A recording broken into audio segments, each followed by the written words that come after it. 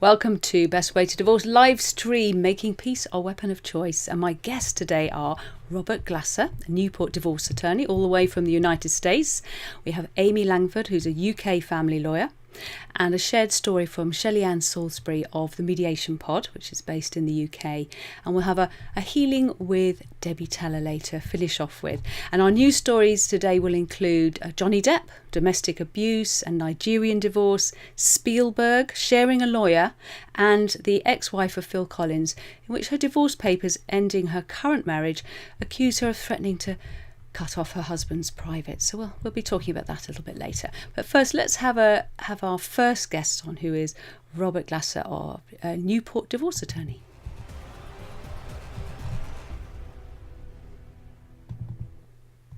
Hello, Robert. Welcome.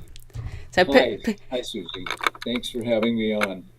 And you great. Position yourself so we can see you nice and clearly. And we were having a little chat before the show, and I'm really looking forward to hearing we were talking about how, and I'm sure this happens a lot, it certainly happens a lot to mediators in the UK, when you've got one person who is up for it and the other spouse is just not going to play ball. And you were going to share some wisdom on how to deal with those situations. Because you're not just, if you can explain to people, you're not just a mediator, are you? You're an attorney as well and a collaborative lawyer. That is correct. The situation is not uncommon that one spouse seeks a peaceful way to process the dissolution of their marriage, but the other spouse is adamantly opposed. It could be for a number of reasons. The first of which is anything she or he wants can't be any good for me, therefore, no. Okay? Somewhat emotionally based reaction. Another is, I'm used to getting my way in this marriage. I'm not about to give up my control or power in something like a mediation. Because mediation is a process whereby the parties themselves, the spouses themselves, come to decide their outcomes. They create the results. So in talking with a prospective mediation client who has identified the unlikelihood, or who after checking has clarified the unlikelihood of the other spouse being willing, then the process is for the mediator to become an advocate for mediation, is what I term it. What is possibly going to motivate a reluctant spouse to become a participant in a mediation? For example, sometimes it's as simple as, I don't want the children to have to go through any more of the upset than is necessary to get this done, regardless of the ages of the children. That is a common ground for mediating couples. But it may also be, I want to save money. I know that I'm going to have to pay a lot of money if we both have attorneys and have to go to court. And I don't want to take our children's college education funds to do that. Or I just don't want to see it go to an attorney anyway. Especially men, when they find out that it may be that their responsibility is to pay most of the divorce costs because they're the ones earning the money.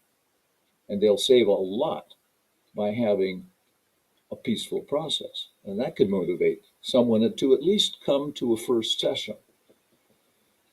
Now, one of the things that's important for a mediating couple to realize is that the mediator is not a referee, is not an arbitrator, and this now gets into what is the role of the mediator. After advocating by way of figuring out what might motivate the reluctant spouse, the role changes to a neutral guide in a process designed to empower with information, education, and guided conversations about what will work for each of the spouses and their family going forward. And what will work is defined as what each can live with and will be satisfactory under the circumstances. Now, what does that mean? Well, for example, people typically will be at odds over spousal support, alimony, it's called in other states. One wants as much as they can get, the other wants to pay as little as possible. Understandable. Opening positions, Queen's Gambit, bad analogy. In any case, rather than this being an arm wrestle, a tug of war, mediation seeks to find out what is there. In California, there is required to be full financial disclosure between the spouses during the course of the process in court. And therefore, in mediation, we require the same thing. Why should mediation be any less of a quality process with a result that is even better than court, because the people have made the results themselves and therefore understand what they're doing, understand how it's going to work, and make it work. So they don't have to repeat back to court for modifications because they didn't learn how to speak with each other. Okay. So Bob, can I just ask, because I think it's an important point, when you're starting off with someone who has a spouse who is very reticent about mediation, and you're giving us some fantastic reasons why it would be to their advantage, if it's not the best person to explain that to them isn't the person who they're divorcing. So is it a case of you managing to get on the phone to have that discussion? Is that the kind of the key first step, as it were? Well, typically what I do is do a letter. It depends a little bit on the circumstances. For example, let's suppose one person comes in, and it's not always wives. It's sometimes husbands. There are stay-home husbands, just like there are stay-at-home wives. And regardless of that, one has a different approach than the other for various reasons. The cause of the divorce, for example, could excite emotions that make one person feel reluctant, or, on the other hand, feel now's the time for peace. We've had enough fighting. In any case, after finding out what it is that the willing spouse thinks the reluctant spouse's basis for reluctance is, then a plan or strategy, an advocacy for mediation can be put into effect. It might involve an effort on the one part of the willing spouse to educate the other spouse, to alert the other spouse that this is what they would like to do. They would like them, they beg them, whatever they have to do, to at least inquire and speak to someone who they've contacted. Now, oftentimes this works out that, well, if you've contacted Mr. Glasser and his mediating people, then there's no way I'm going to mediate with them. Fine. There's other quality mediators, and the key here is getting to mediation, to a good mediator. If I can help that happen, I'm happy. That's fantastic. And then, of course, I can always be available to review the agreement before it's finally signed. And that's important for people who are considering mediation to understand.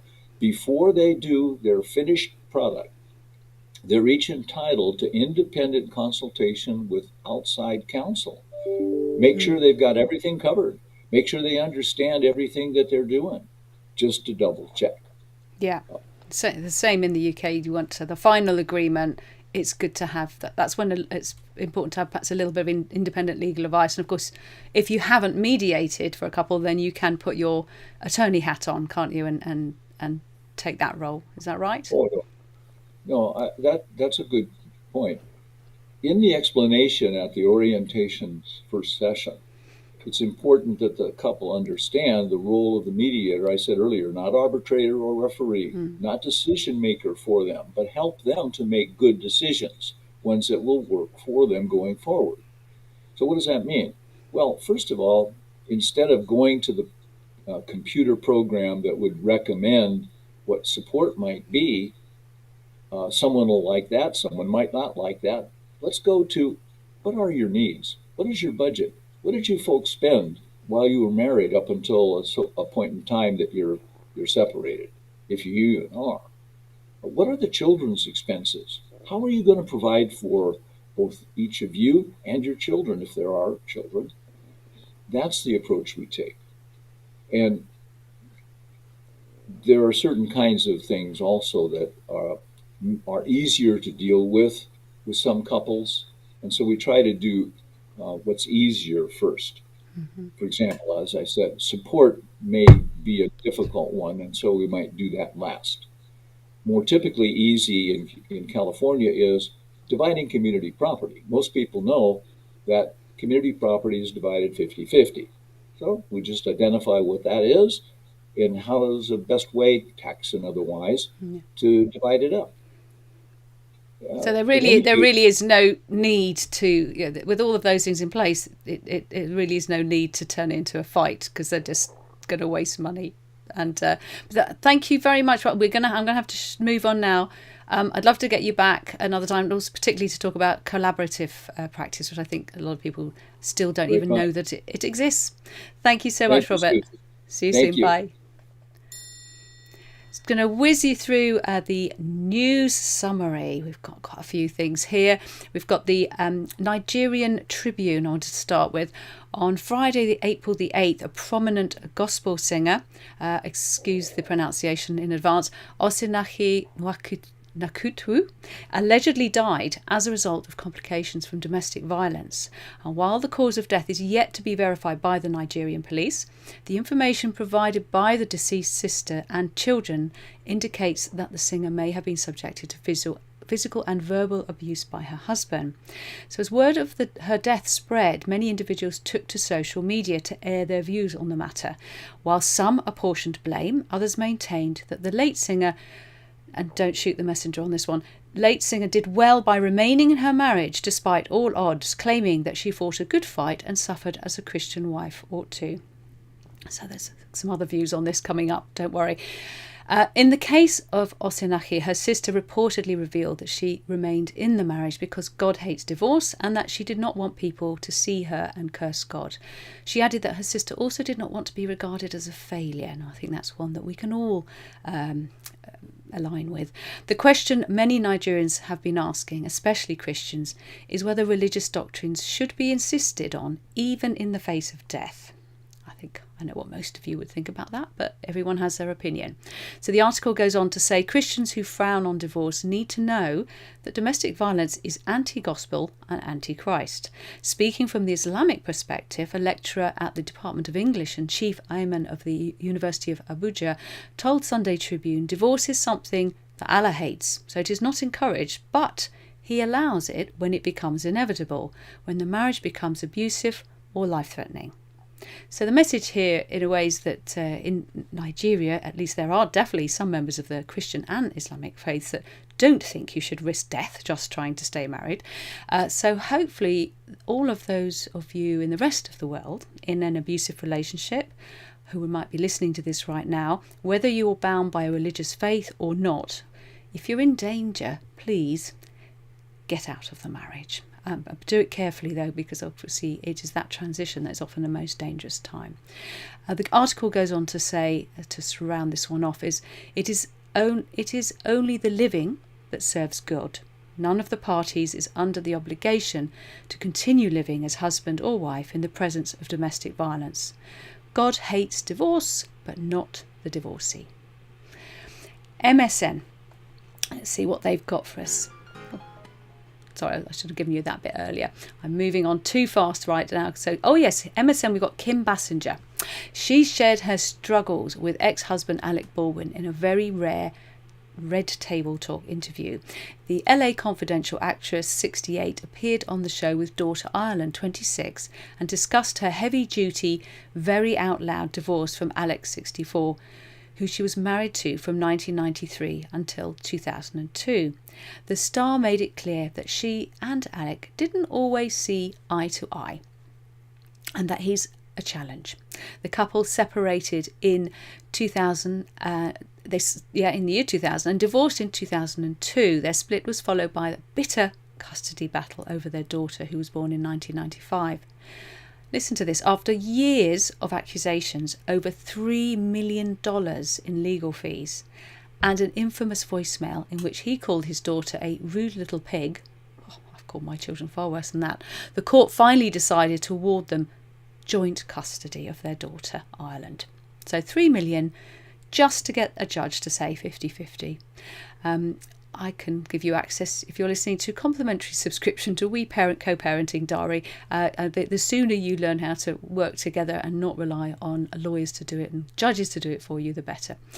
Baldwin has since remarried yoga instructor Hilaria Thomas, 38, with whom he's currently expecting his 8th child. So please make sure you have a prenup and include a co-parenting plan in the prenup. Don't just think about the money, think about what happens if we split to the children. Wouldn't it be great if people prepared that in advance so that they didn't have to spend $3 million arguing over it afterwards? Now, we have here, divorcing couples are using the same lawyer in the UK now to avoid conflict and costs. It's still fairly new here. And my question is it really solving the fundamental problem? I think it's definitely heading in the right direction, though. The word divorce conjures up images of warring couples ringing up their rival lawyers, says the article, who then sit across from each other at a table, snarling and playing hardball about every penny. Actually, I believe they send very expensive letters mostly, and if they did actually sit down more often and talk to each other like they do in the collaborative process, then we wouldn't have such a problem. So the divorce surgery are based in London, and this has been so popular since its launch in 2018 that big law firms are beginning to offer the same service so that they don't lose clients. The idea is that divorcing couples have traditionally had to either work out finances, says the article, and childcare calmly between them, but without proper legal advice, or they've had to each appoint separate solicitors and then find themselves at the heart of a very pricey, conflict-filled process.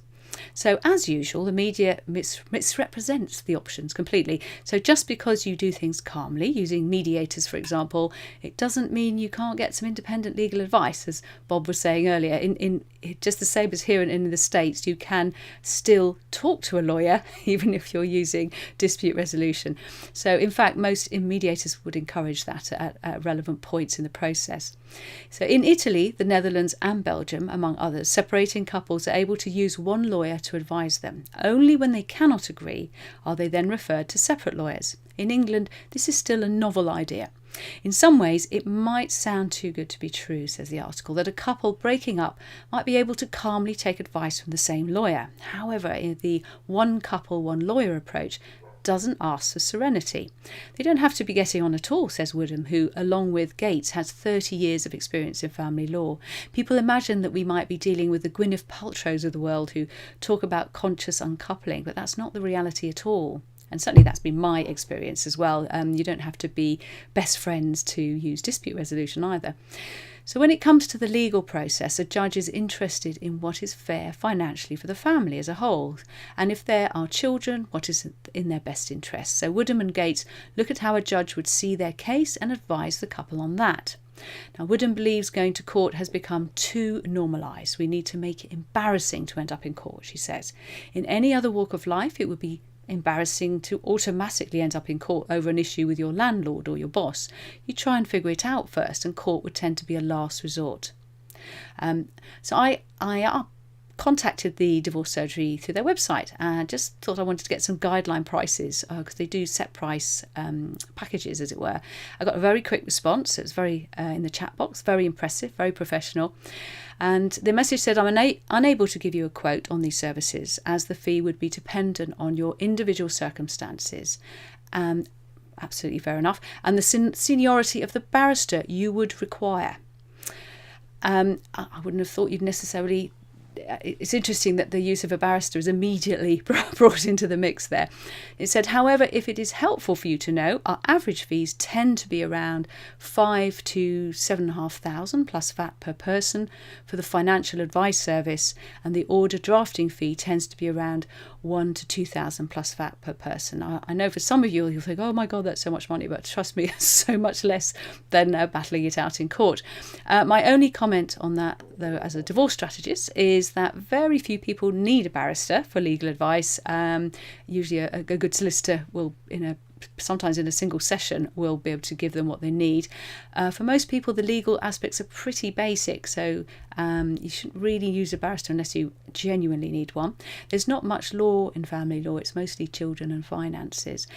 And you certainly don't necessarily need a barrister normally for the financials. I can probably save you a packet on the financial services aspect, because obviously my strategies, I tend to encourage people to work with financial experts rather than lawyers and barristers to work out the financial side. And also, if it's a very straightforward divorce, you can save a bit on the consent order as well. But definitely, compared to separate lawyers and getting it all out of hand, it's definitely a step in the right direction. But come and chat to me first if you want to use that service to its best advantage, or just massively reduce your need for a lawyer at all. But I'm very supportive of what they're doing, and I think it's definitely a great step in the right direction. And we'll hear a little bit more about that. I've got a family lawyer on later, Amy, and Amy's, I believe, going to give her thoughts on this new sort of service that's on offer. We're back with Depp versus Heard libel trial updates. Catch up on what has happened in the court so far. It says on Sky News, and you can watch it all on live stream too. I've tried. It's not very exciting. Jonny Depp is suing his ex-wife Amber Heard for libel in the US state of Virginia over a domestic abuse column she wrote for the Washington Post, even though it didn't mention him. Heard is countersuing for $100 million. So after losing the original case, the actor said he was forced to stand down from the Harry Potter spin-off Fantastic Beasts 3.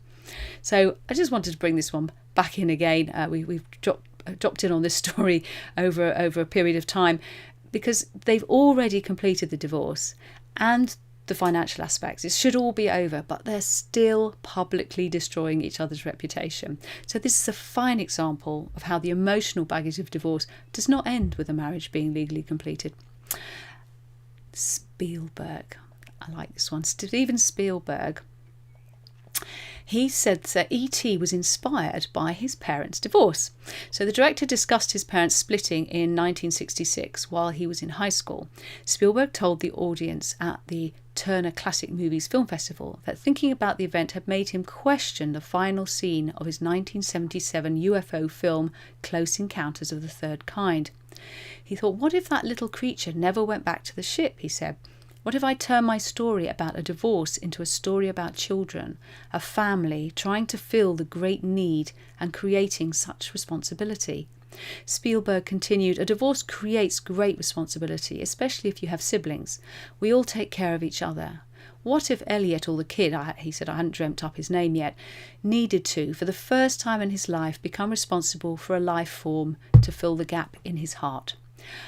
He said, I'd been working on an actual literal script about my parents' separation and divorce, and I had been working on ideas about that and what it did to my sisters and myself. I like that story. I think it's a reminder that children and young adults are affected by their parents' divorce and can even be affected enough to want to write a movie about it. So you better hope that your children don't do that. Now, I'm going to, we're going to have an interview first, but I'm then going to come back and just have a little bit of a rant about Phil Collins' his ex who married a male escort. Not because of that, but because of what else has then gone on to happen. But for now, I'm going to be bringing in Amy, who's just coming in right now, and she's going to come on in, and Amy's going to talk to us a bit about the. There we go. Hopefully she'll come in a sec. She's going to talk to us about the one lawyer divorce and also what it's like being a family lawyer in the current system when you really do actually want to keep people out of out of court, and that can be quite a conflict sometimes.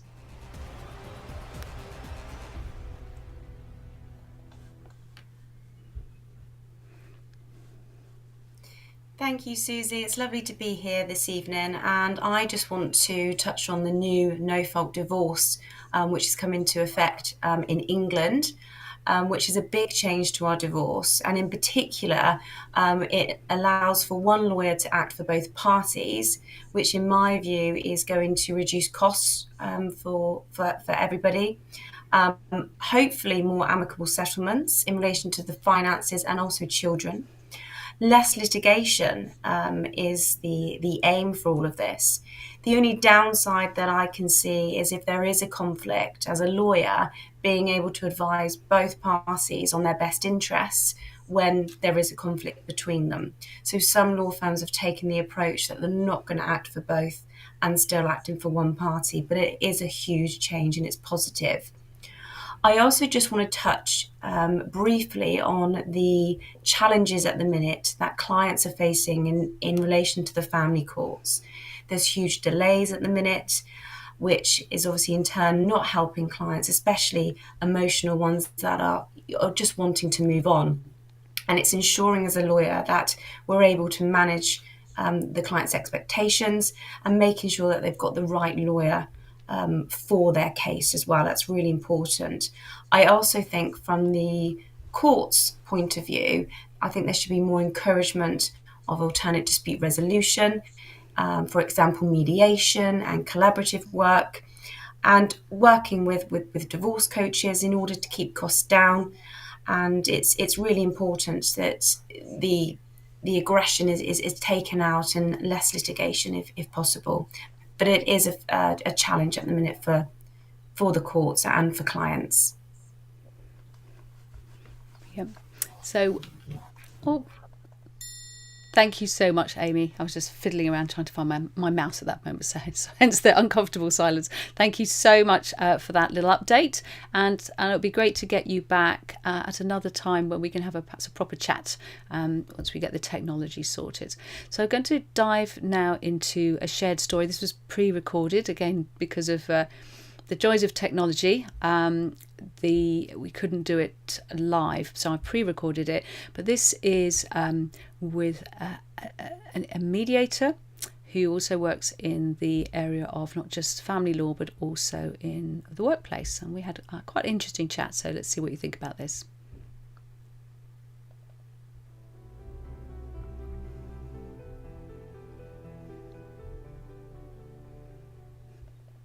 Hi Shelley-Anne, and you're going to give us a little intro about what you do. You're a mediator, but you don't just do one type of mediation, do you? No. Hi, Susie. Thank you for having me on your amazing show. I am a mediator and I do different types of mediation, but one of the areas I particularly mediate in is workplace mediation. And as you will appreciate in your line of work, there can be all sorts of factors that are involved that cause conflict within a workplace, including divorce, separation, cohabitation that goes wrong, child issues, all those things are factored in. So the home life very much plays into the work life, which isn't surprising, is it? Not at all. And in fact, that's what I wanted to start with, was with the workplace. So we all know of people who go through divorce in the workplace. We all know that it causes a problem, but it's not something that most HR departments actively try to mitigate. Perhaps sometimes they just feel that it's nothing to do with them. Have you got some stories you can share on that? So actually, I had a mediation which was about 3 months ago, a fairly recent one, where there were two managers who weren't getting on at all, two female managers, and it was causing massive amounts of problems within this organisation because they were at such a high level of management, and they had to work together on a daily basis. They had to report to each other, and when I say report to each other, they had to have conversations about what was going on in their own departments with an overview, and so they could make sure that they worked in tandem. because the staff were very much led by both of them. It's an unusual situation. But in about 6 months running up to this, there had been a lot of conflict, and it got so bad. One person was saying it was because of A, and the other one was saying it was because of B, a different situation. So it was very much perspective thing, which conflict is also about. But when I got to talk to them and got under the basic issues that cropped up, it was obviously about status and connectedness and certainty and autonomy, all those scarf drivers that drive a conflict. But it seemed to me there was something more going on with one of them, where there was a visceral reaction against the other one.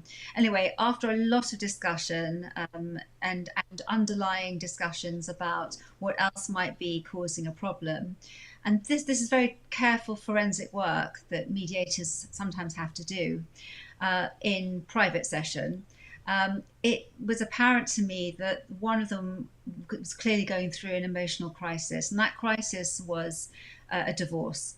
And they were not open about it, they were very cagey about it, they were almost ashamed about it, to talk in a workplace context about their private life. And I had to explain to them that this is very important to bring forward as part of the discussion, because it was impacting on their work life.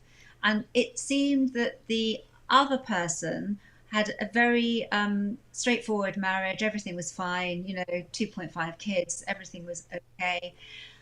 But when we got talking about it more and more, and the divorce situation was being discussed, when I brought her into the open session and I asked her, was she prepared to discuss that things weren't going so well in her personal life and they might be impacting, it was very interesting because the other one suddenly came up, well, things aren't so good in my marriage either.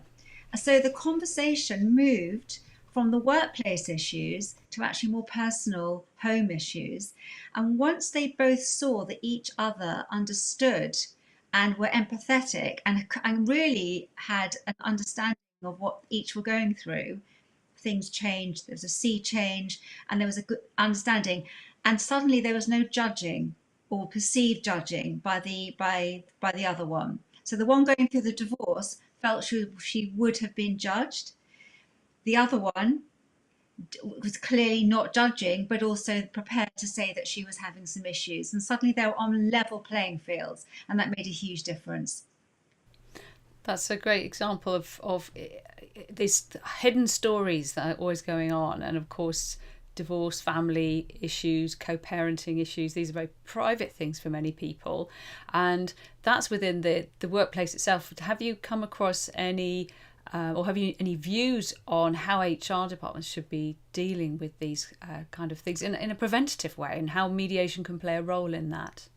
Yeah, I think it's very difficult for HR heads to delve into the personal life of their employees, managers, or any level of employee, because it's not really their role as HR in a sort of in a company situation. But I don't think necessarily they should do it. But I think it's very important to bring in someone like a mediator, just to have those conversations with the staff to see what is going on, and what might be able to be talked through in a very private, confidential, safe space, that then allows them to just talk through issues that need to be just brought out, and they can be heard and feel like they've been understood, and then the mediator can help them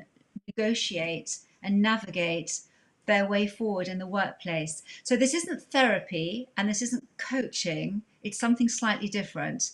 It's bringing out something very personal that could impact quite badly on the workplace. And if you catch it early enough and allow somebody to have that space to just discuss these things, it's amazing how it can prevent a really big issue occurring. Thanks for that interview, I think it's so important that we do more to help people in the workplace, because it's going to help the companies as well as the people involved. So I wanted just to have my little bit of a rant here and talk about the Daily Mail exclusive. Phil Collins' ex married a male escort and leased him a $340,000 Aston Martin with 007 licence plates, but then threatened to cut off his privates when he asked to retrieve his clothes, divorce papers claim. So be glad in the UK that you don't have to have fault-based divorce now, and throw all these kinds of things at people. So Phil Collins' ex-wife, Oriana, picked her toy boy husband from a male escort site where he advertised himself as a sexy intellectual with degrees in philosophy and political science. The DailyMail.com can exclusively reveal. So, well, good for her. It's what it descended into that is such a shame, not how they met. Maybe these sites, especially actual dating sites, not just escort sites, should offer pre-marriage advice in case any weddings should result, and they could maybe offer a discount on prenups, on postnups if people don't get around to it in time. So she insisted on dating, apparently, Tom Bates, and talked him into moving into the rock star's $40 million Miami Beach mansion. I'm sure she didn't have to persuade him that hard. After they secretly wed, and while the pop legend was away, court papers disclose. Before things turned sour, the papers claim Oriana promised Bates half of her planned 50% cut from the sale of Collins' spectacular oceanfront home, once owned by Jennifer Lopez.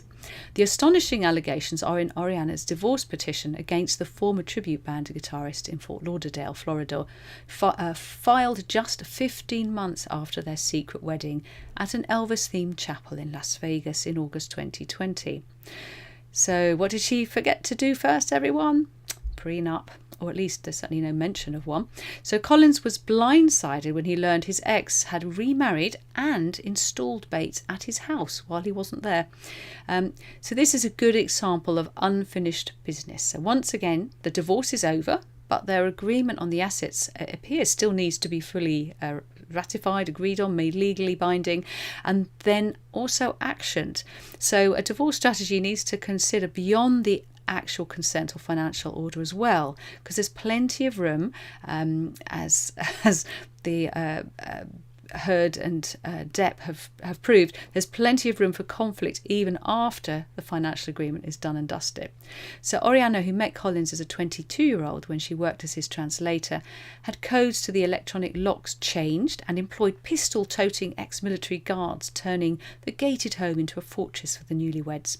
Collins stayed at his pad in Switzerland while he launched a successful legal bid to turf them out, eventually selling the house containing his priceless pop memorabilia for $40 million. Oriana is still fighting for half the proceeds. So it looks like they divorced but didn't get all the finances agreed upon, or if they did, because of her behaviour, maybe it's thrown a spanner in the works. But either way, it's a mess. So Bates' legal team revealed how they first got together in his latest answers to Oriana's divorce petition.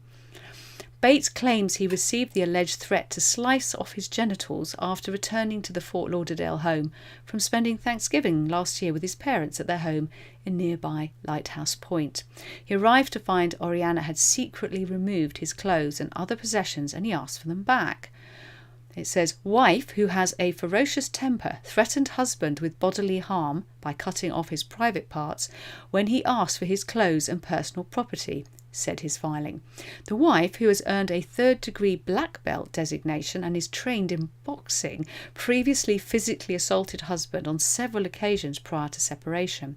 On one occasion, husband had to scream for the housekeeper to help him exit the house to avoid wife's assault. Oriana's legal team focused more on the car. The husband manoeuvred, it says, to secure a lease on an Aston Martin for which maintenance, lease and other related expenses exceed $6,500 per month. Previously, in this very short-term marriage, the husband was driving a Mazda. However, he now wishes to be part of the rich and famous and drives this car around. They allege the car has no insurance and add it is essential this car needs to be turned in immediately. $6,500 plus per month for a car lease is insane. This car needs to go. But interestingly, Circuit Judge Natasha De Primo later denied the request to stop Bates driving the car, probably because his soon to be ex has a couple of Bentleys. So this couple will struggle to use amicable divorce online apps or any form of perhaps even a single lawyer solution if they were even had that available to them in the States. But what that doesn't mean is that they can't access dispute resolution to save themselves thousands in legal fees and a whole lot of emotional stress. So as I explained in my TEDx in 2019, peace is not fluffy. In my work with clients, when we create a divorce strategy that deals with the emotional, physical, financial, legal, administrative and parenting aspects, that's how you make sure people are clear on the best way to divorce. So this is a good example of how a previous divorce can spill over into the next one if you don't get the finances sorted. And why is it that rich and famous people seem to just not have enough sense to use dispute resolution? Answers in the comments, please. A very brief whiz through now to just a reminder, although we've had the most recent workshop for Californians having a difficult divorce or divorcing a difficult spouse, you can access the recording of that through a ticket if you go to the website. And there's also the UK one too, which has got a great recording, lots of fantastic information, and you don't have to wait for the workshop. You can go straight into it, and they both include complimentary sessions with the key experts that you'll see in the workshops. And I now have, unfortunately she couldn't be with us live today, but Debbie, luckily I have a recording of her, so she's going to be giving us a calming experience to end the show with today.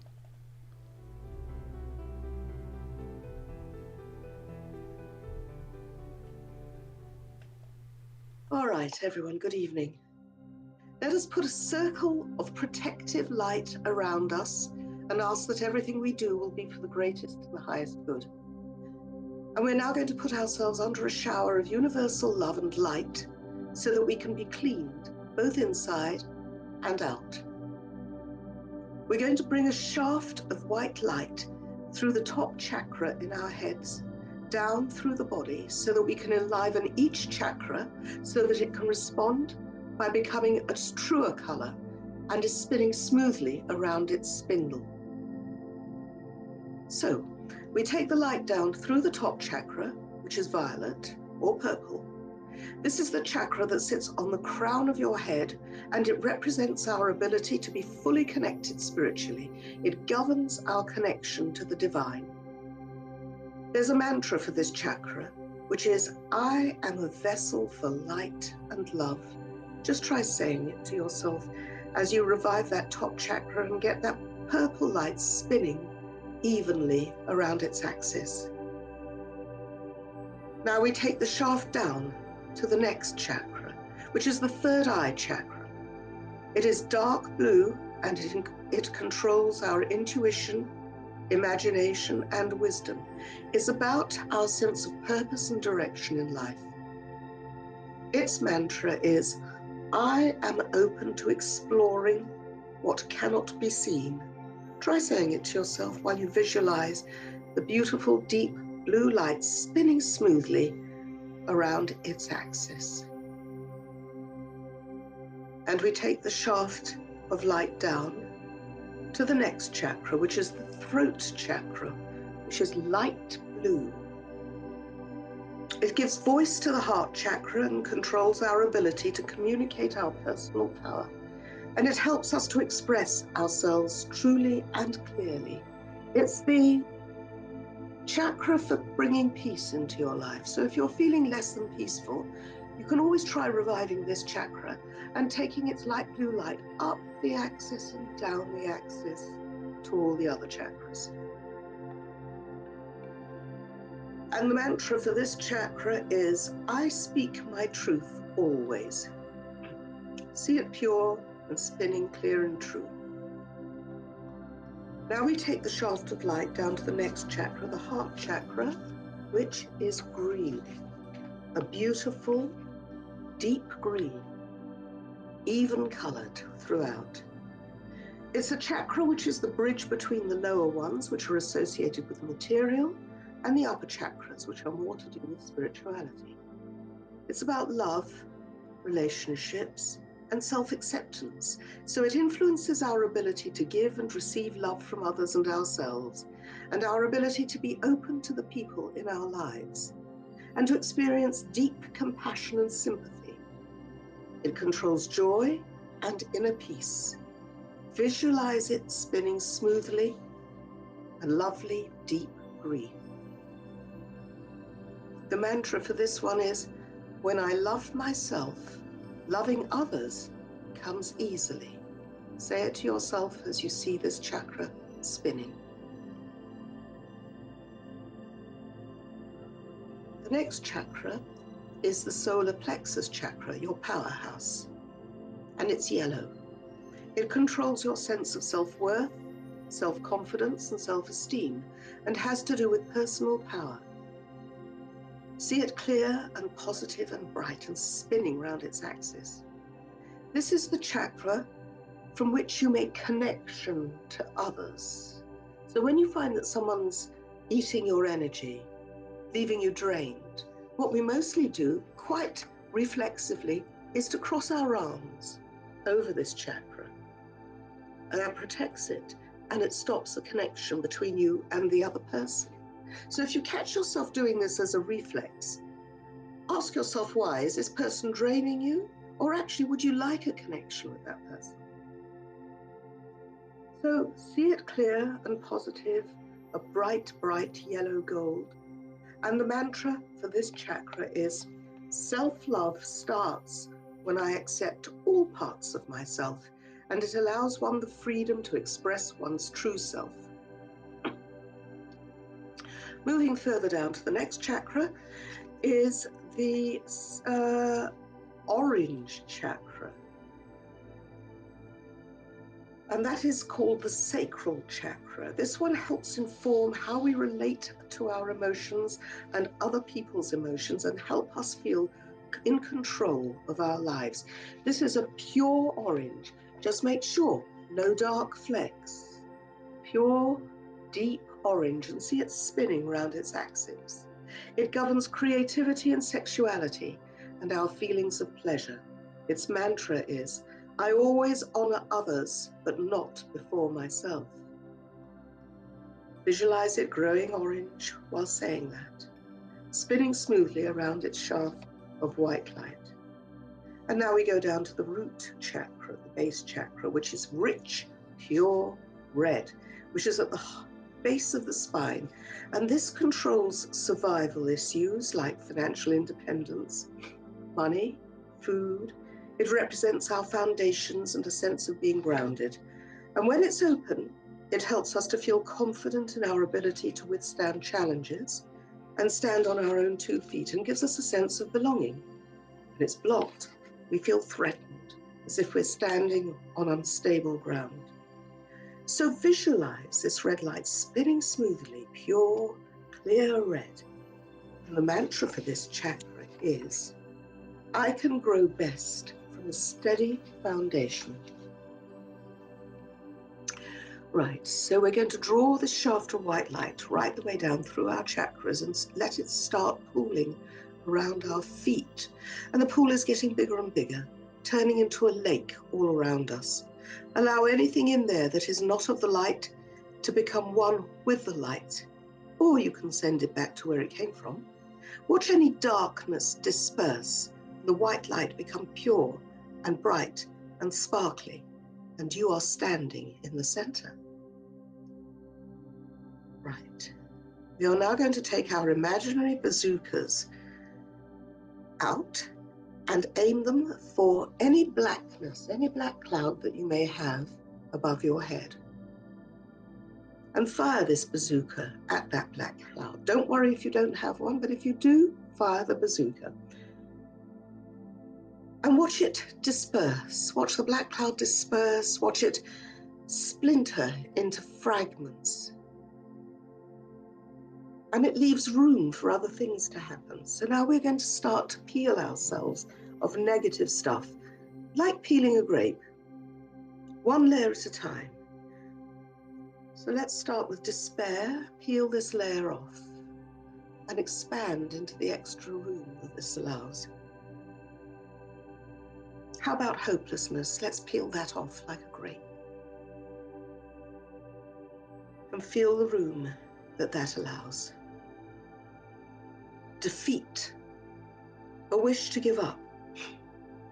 Peel yourself like a grape. Stress, a word which is very overused, but let's use it and peel ourselves like a grape. And take in a deep breath. Disconnection, removing the grape peel and consciously alerting ourselves to connect. Lethargy, can't be bothered. Let's remove that. Hatred of your partner, perhaps of yourself, maybe of your in-laws, does you no good. It keeps you chained. Let's peel ourselves like a grape. And now for the future. Fear what life's going to bring us. Fear of the future. Peel it off.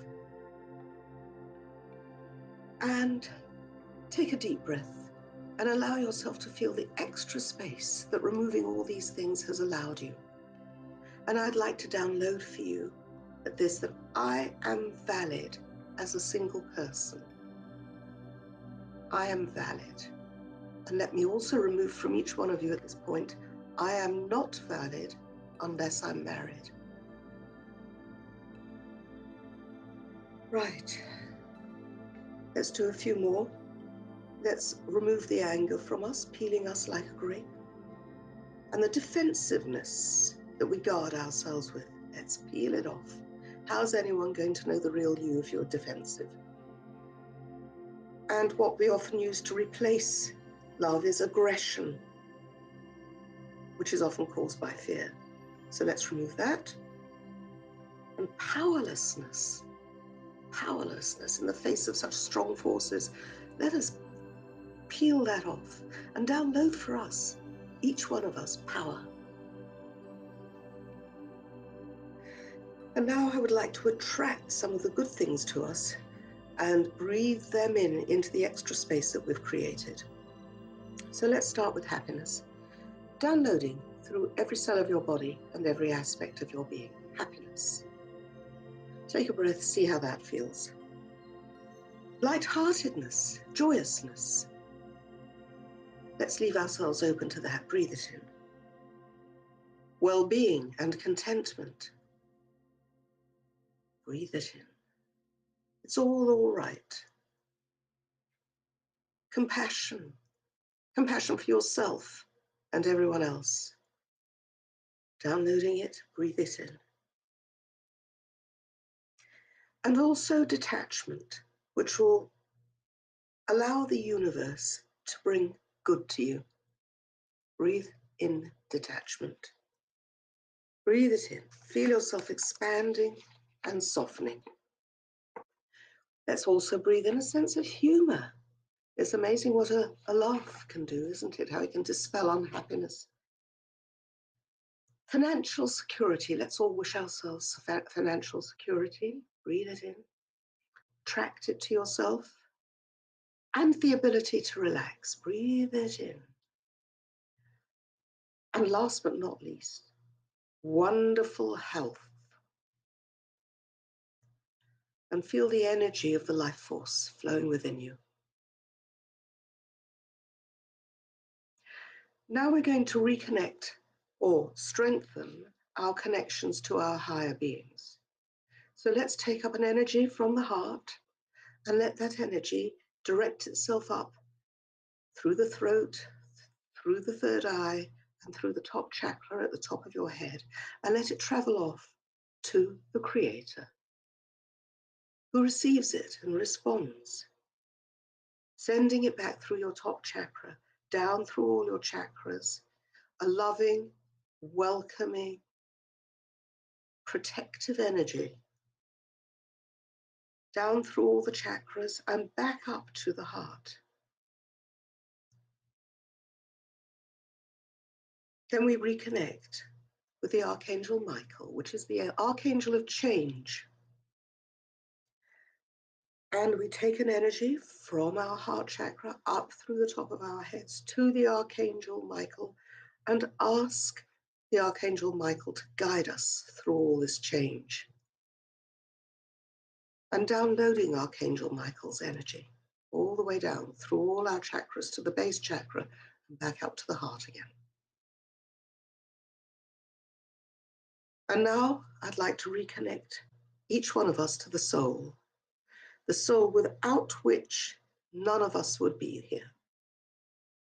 And take the energy from your heart right the way up through your top chakra to your soul, and a loving, warm, welcoming, and regenerating response from your soul right the way back down through all your chakras to the base chakra, back up to the heart. And now let us put a protection around all these energies and connections.